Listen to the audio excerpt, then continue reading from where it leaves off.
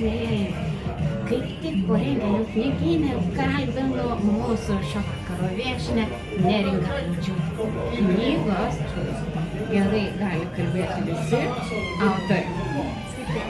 Neringa, jūsų knyga apie tai, kaip, nes iš tiesų mes kalbame labai daug.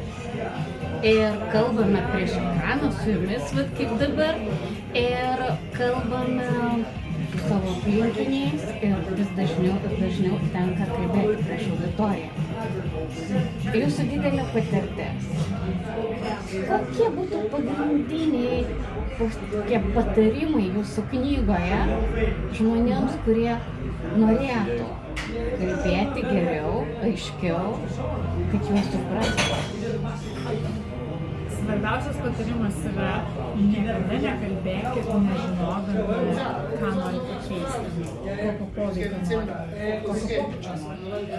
Čia labiausiai išgryninantis ir mintis, ir kalbas, ir pasisakymus, ir susirinkimus netgi darbinius klausimus. Kokio pokyčio norite. Ir kai mes mintyse susidėliojam, ko mes norim, tada mes aiškiai kalbam, bet tam reikia ruoštis. Tai žinoti, ką aš noriu pakeisti, žinoti, kokie yra mano pagrindiniai argumentai ir pagalvoti, kaip aš galiu tai atnešti auditorijai, kaip aš galiu juos sudominti. Ir lygiai taip pat žinoti, kodėl jiems tai turėtų rūpėti. Gal jiems visiškai neįdomu, gal jiems nereikia to žinoti. Tai yra pagrindiniai tokie klausimai, ką aš galiu savo kaip kalbėtojas užduoti. Ir tai nebūtinai yra didžiulis scenos, tai yra klausimas, yra tiesiog gali būti susirinkimas, jūsų kitas pokalbis su jūsų kolega. Galų gale pokalbis dėl darbo. Jūsų pokalbis dėl darbo, jūsų pristatymas darbe, jūsų pasveikinimas per gimtadienio šventę. Arba svarbiausias dalykas, kada visi tenka eiti pas gydytoją ir kada turit labai trumpą laiką nusakyti savo programai, tada reikia tikrai gero pasiruošimo ir žinojimo, ką noriu pasakyti. Na, kai mes einam pas gydytoją, mes žinom, kas skauda. Tai iš tikrųjų čia yra labai gerą dalyką pasakė.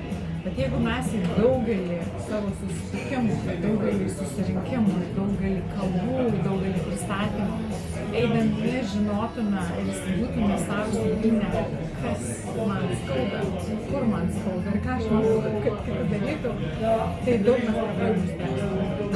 Ir tada būtų daug paprasčiau susidėlioti tą baisiąją viešąją kalbą.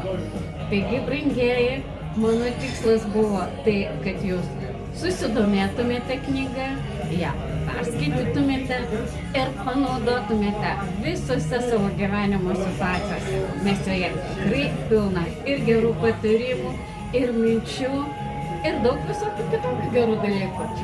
Ir būtinai ateitumėte įsigyti į knygnešį. Taip, lauksime jūsų knygnešis.co.uk. Gerą vakarą.